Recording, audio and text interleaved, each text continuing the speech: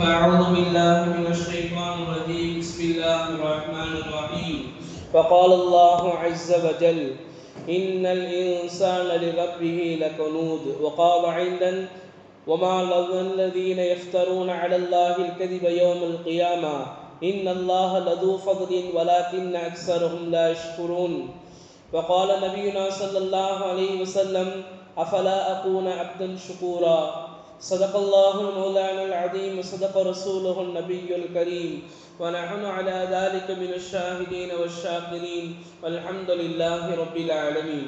கண்ணியத்திற்கும் மிகுந்த மரியாதைக்கும் உரித்தான் அல்லாஹுவின் நல்லடியார்களே, இன்றோடு நாம் 9வது தராவிகை தொழுது முடித்துவிட்டு மேலும் நோன்பு 8வது நோன்பையும் நாம் நோற்றுவிட்டு இன்றைக்கு தராவினுடைய தொழுகையில் 11 ஜுசுக்கள் முழுமை அடைந்து மேலும் ஜுசுவில் முடிவடைந்திருக்கிறது. அல்ஹம்துலில்லாஹ். அல்லாஹ் ஜல்லஷானஹு தஆலா மீதம் இருக்கக்கூடிய தராவி தொழுகையையும் நோன்பையும் மீதம் இருக்கக்கூடிய குர்ஆனுடைய வசனங்களை கேட்குகிற தொழுகிற நோன்பு வைக்கிற பாக்கியத்தை நமக்கும் நம்முடைய குடும்பத்தார்களுக்கும் தந்தல் புரிவானாக. ஆமீன்.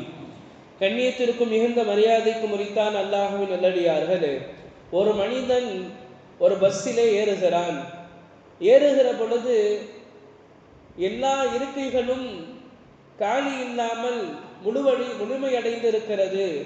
அவன் அங்கும் இங்கும் திரும்பி பார்க்கிறான், எங்குமே உட்காருவதற்கு இடம் இல்லை. அப்பொழுது ஒரு மனிதர் எழுந்து அவரை அமரச் சொல்கிறார்.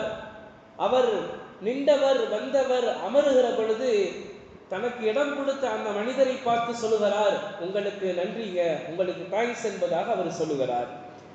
அதே போல ஒரு மனிதன் வெயிலில் நடந்து கொண்டிருக்கிறான், சூரியனுடைய வெப்பம் தாங்க முடியாமல் மயக்கம் வந்து கீழே விழுகிறான். அக்கம் பக்கத்தில் இருக்கக்கூடிய நபர்கள் எல்லாம் கடையில் தண்ணீரை வாங்கி அந்த மனிதனுடைய முகத்தில் தெளித்து அந்த மனிதனுக்கு தண்ணீர் கொடுக்கிற பொழுது அந்த மனிதன் எழுந்து சொல்கிறான், ரொம்ப தேங்க்ஸ் பாய், ரொம்ப நன்றி என்பதாக சொல்கிறான். இப்படியாக உலகத்திலேயே ஒரு சின்ன உதவிகள் செய்கிற பொழுது நன்றி செலுத்துகிற அடியான் எனக்கு நன்றி செலுத்தவில்லை, அடியான் நன்றி கெட்டவனாக இருக்கிறான் என்பதாக இன்றைக்கு ஓதப்பட்ட குர்ஆன் வசனங்களில் சுமார் 2 இடங்களில் வல்ல ரஹ்மான் இந்த சமுதாயத்திற்கு சொல்கிறான், மனிதர்கள் அநேகர்கள் நன்றி செலுத்தாமல் இருக்கிறார்கள், நன்றி கெட்டவர்களாக இருக்கிறார்கள் என்பதாக சொல்கிறான். ஒரு இடத்தில் அல்லாஹ் தஆலா இப்படி சொல்கிறான், நாம் உங்களை கப்பலிலே சுமந்து செல்கிறோம், தூய்மையான காற்றை கொண்டு கப்பலை நகர்த்தி செல்கிறோம், உங்களுக்கு புயலோ சூறாவளியோ ஏற்படுகிற பொழுது அந்த மனிதர்கள் எல்லாம் ரப்புவிடத்தில் கேட்கிறார்கள், யா அல்லாஹ், யா ரஹ்மான், யா ரஹீம், கடவுளே, இறைவனே, என்னை எப்படியாவது கரை சேர்த்துடு, என்னை எப்படியாவது உயிர் பிழைக்க செய்துவிடு என்பதாக சொல்லுகிறான் மனிதன்.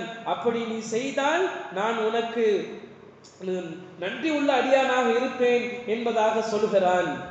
இறைவன் அவனை கடலில் கரையில் சேர்க்கிற பொழுது, உயிர் சேதாரம் இல்லாமல் சேர்க்கிற பொழுது அந்த மனிதன் எப்படி ஆகிவிடுகிறான் என்று சொன்னால், அல்லாஹ் என்றால் யார் என்பதாக கேட்கிறான். அல்லாஹ்வுக்கும் நமக்கும் என்ன தொடர்பு என்பதாக கேட்கிறான். எனவே மனிதர்கள் இப்படித்தான் நன்றி கெட்டவர்களாக இருக்கிறார்கள் என்பதாக அல்லாஹ் ஜல்லஷானஹு தஆலா குர்ஆனிலே கண்டிக்கிறான், குர்ஆனிலே சொல்கிறான். உங்களுக்கு இக்கட்டான சூழ்நிலை வருகிற பொழுது இன்றைக்கு அப்படித்தானே நடக்கிறது. நமக்கு ஏதாவது ஒரு தேவை வருகிற பொழுது பள்ளிவாசல் வந்து முட்டுகிறோம், சஜிதா செய்கிறோம், எல்லா நேர தொழுகையிலும் தொழுகிறோம், ஃபஜ்ரிலிருந்து இஷா வரைக்கும் எதை விடுவதில்லை, மேற்கொண்டு நோன்பு வைக்கிறோம், மேற்கொண்டு தான தர்மங்கள் செய்கிறோம். எதற்காக வேண்டி? என்னுடைய காரியம் நடக்கணும். அதுக்காக வேண்டி அல்லாஹ்விடத்துல நான் என்ன செய்யறேன்? கெஞ்சுறேன், கதறேன்.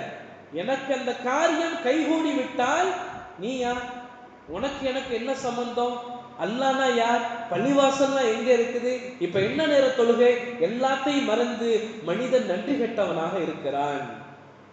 அல்லாஹ் காப்பாற்ற வேண்டும். அல்லாஹ் சொல்லுகிறான், அடுத்தடுத்த வசனங்களில் அல்லாஹ் தஆலா குர்ஆனிலே பேசி வருகிறான்.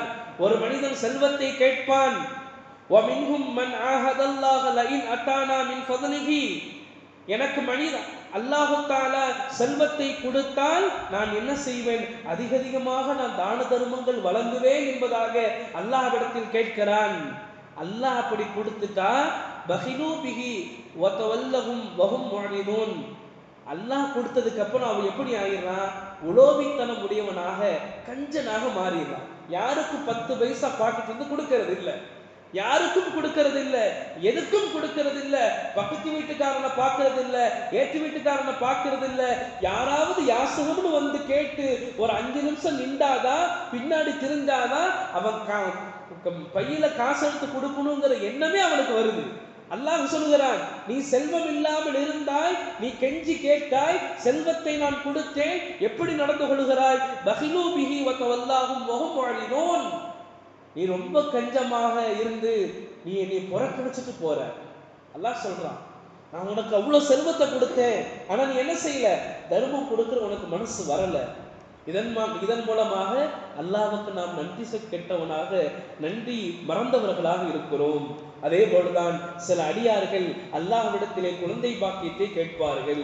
எங்கெங்கெல்லாம் போவாங்க, ஆஸ்பத்திரியா தெரிவாங்க. ஒருத்தர்லாம் சொல்றாரு, அஜரத் நான் கிட்டத்தட்ட 10 லட்சம் செலவழிச்சிருக்கிறேன் ஒரு குழந்தை பெக்கிறதுக்கு, 10 லட்சம் செலவழிச்சிருக்கிறேன். அப்படி செலவழிச்சதுக்கு அப்புறம் தான், என்னென்னமோ மருந்து சாப்பிட்டதுக்கு அப்புறம் தான் எங்களுக்கு குழந்தை கிடைச்சிச்சுன்னு சொல்றாரு. எவ்வளவு செலவு பண்றாரு? 10 லட்சம். அல்லாஹ் கொடுத்துறான். கொடுத்ததுக்கு அப்புறம் என்ன செய்யறான்னு சொன்ன அடியான், அல்லாஹ் கொடுத்ததுக்கு நன்றியாக அந்த குழந்தை எப்படி வளர்க்கணும், அல்லாஹ் எப்படி பிரியப்படுகிறானோ அப்படி வளர்க்கணும். இன்னைக்கு நாம என்ன நினைக்கிறோம் தெரியுமா, நான் பெத்த குழந்தை நான் சொன்னதுதான் கேட்கணும், நான் தொழுக போன்னு சொன்னாதான் தொழுக போகணும், நான் ஓத போன்னு சொன்னாதான் அது ஓத போகணும், நான் சொன்னாதான் அது செய்யணும்.